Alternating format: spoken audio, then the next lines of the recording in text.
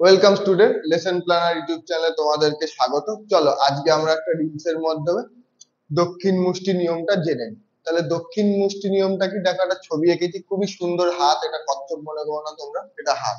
এই আমাদের হাতের আঙুলগুলো, আর এটা বুড়ো আঙুল। তা বুড়ো আঙুলটা যেদিকে নির্দেশ করছে সেটা যদি তড়িৎ প্রবাহের দিক হয়, তাহলে বাকি অন্যান্য আঙুলগুলো যেদিকে রয়েছে সেটা বলরেখার, চুম্বক ক্ষেত্রের বলরেখার দিক নির্ণয় করছে। অর্থাৎ ছবিটা বাদ দাও, এবার পেনের মাধ্যমে দেখে নাও। যদি এটা একটা তড়িৎ প্রবাহী তার হয়ে থাকে, এটাকে যদি আমি আমার ডান হাত দিয়ে এইভাবে ধরে থাকি, তাহলে দেখো এইদিকে আমার বিধ্বস্ত আঙ্গুলটা চিহ্নিত করছে, ফলে তড়িৎ প্রবাহটা এইদিকে হলে এই আঙুলগুলো দেখো, বাকি আঙুলগুলো এইদিকে ঢুকছে, তাহলে চৌম্বক বলরেখাটা এইভাবে তৈরি হবে।